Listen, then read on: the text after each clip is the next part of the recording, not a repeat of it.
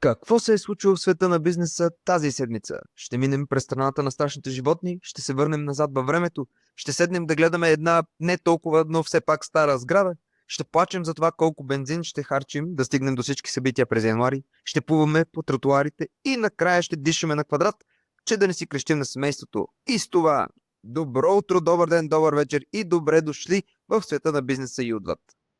Има правителства и правителства. Докато в Австралия сме втренчили поглед за тяхното решение да наложат със закон премахването на всички потребители под 16 годишна възраст от социални мрежи, нашето правителство бе свалено от народа тази седмица с помощта именно на социалните мрежи. Обаче, дали подобно лимитиране е полезно за младите? Аз казвам да. Социалните мрежи си имат ползи, но не ги сближава децата на тази възраст, а напротив.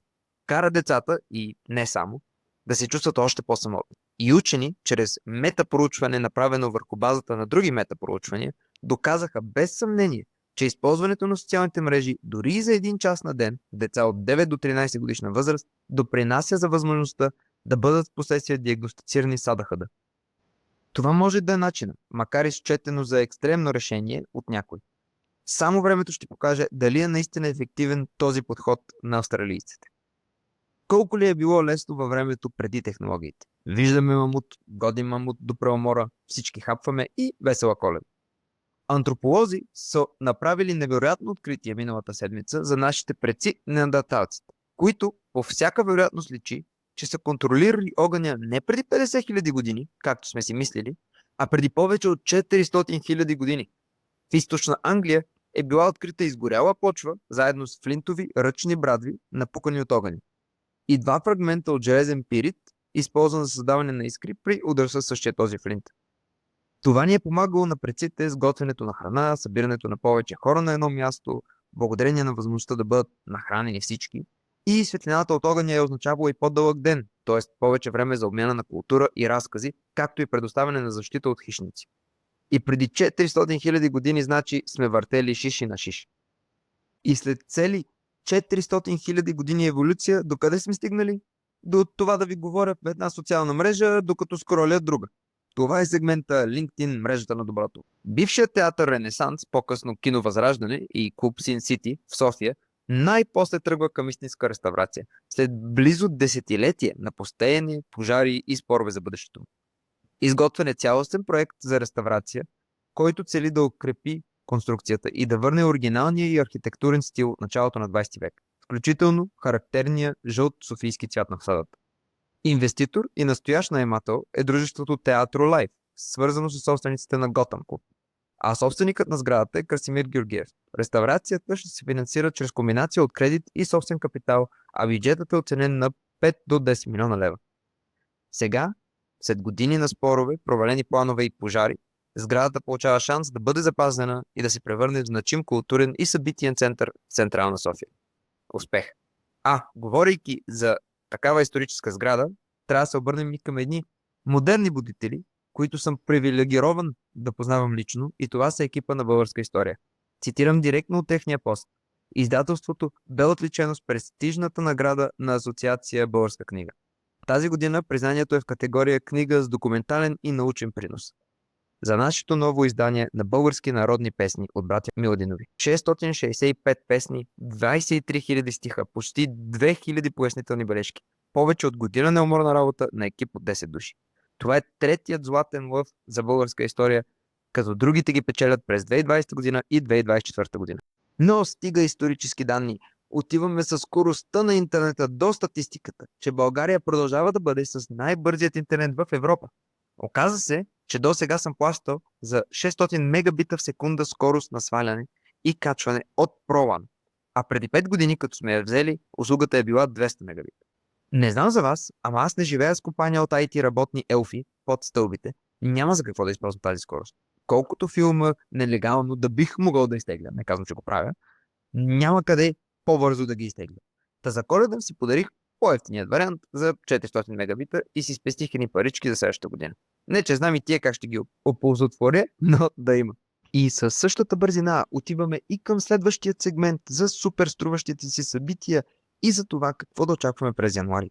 Не мисля, че са обявени всичките от сега, така че споделям за тези, които намерих и ще допълвам всяка седмица, за да може да си подготвите с билети и да планирате пътуванията си. Започваме рано-рано в новата година с новото аз. За тези, които решат да започнат да тичат, всяка събота сутрин от 9 часа се събират предприемачи в Южен парк да тичат заедно. Елате и вие! На 12 януари от 7 часа започват отново и вечерите на търговците, които се провеждат всеки втори понеделник. На същата дата и час може да предпочитете нощта на предприемачите, които ще се съберат в пиано бар Синатра за едно ударно начало на годината. И от пиано бара, пак на музикална тематика, отиваме и към Пловдив на 13 януари за Hills of Business, където няма по-метал тематика от еврофинансирането и как да го получим.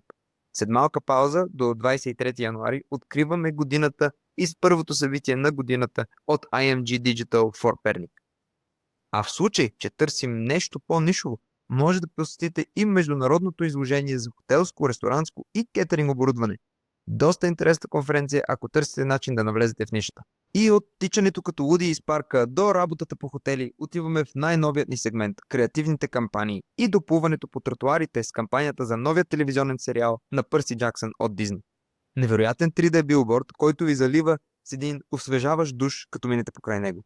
Обожавам маркетинга, обожавам митологията и обожавам филмите за израстване като цяло. Все ми става мило и драго да ги гледам.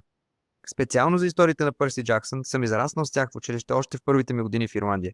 Та ми е много интригуващо да следя развитието на тази митология от книга, на филми и сега на шоу в Дизни. А тази рекламна кампания, да, изисква пари като за Дизни, но показва, че креативността се крие навсякъде. Свикнали сме каналите за реклама да работят все по един и същи начин, по който винаги сме ги виждали. Но не е задължително да е така, ако се осмелим да излезем от кутията си. Това е невероятен начин да хванеш вниманието на хора, не само на живо, но и онлайн като viral stunt. Давам на кампанията 6 от 10, много креативно, но не съм фен точно на хабенето на вода. Иначе, като знаеш, че публиката ти е деца и младежи, това е много, много добре измислено. А говорейки за деца и не към толкова забавна тема, отиваме към следващия ни сегмент, числото на седмицата.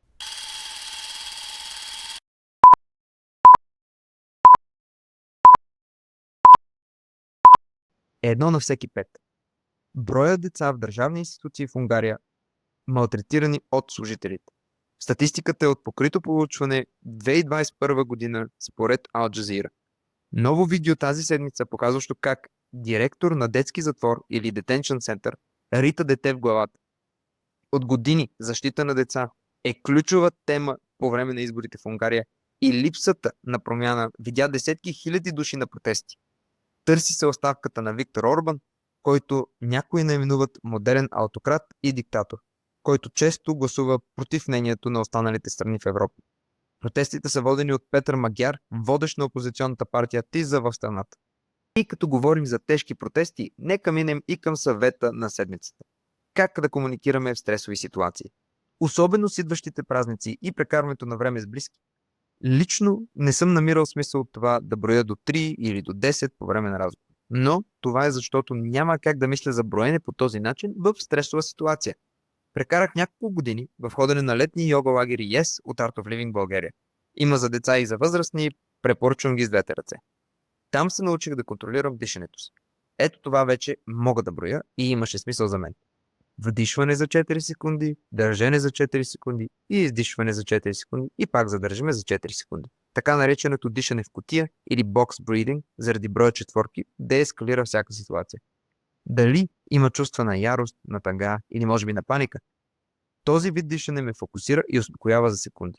Позволява ми да си помисля защо се нервирам. По-често от не тези ситуации в разговори с близки идва, защото комуникацията ни с тях и от двете страни е да слушаме с цел да отговорим и да си изкажем нашата гледна точка, а не с цел да разберем на другият човек тяхната. Колко по-добре би било, ако се опитваме да им опознаем толкова добре тяхната гледна точка, че да можем в последствие ние да я преразкажем и да разберем какво чувстват наистина. Следващият път, като усещате, че се повишава тон от едната или другата страна, не търсете виновни. Не търсете прави или грешни. Един разговор не е битка, която трябва да спечелите. Не доказвате, че сте по-добри. Особено с близки хора, целта е колаборация и симбиоза, а не кой е по-понай. Благодаря, че слушахте. Не забравяйте да харесате видеото, да оставите един коментар и не забравяйте да търсите възможности там, където другите виждат само проблеми.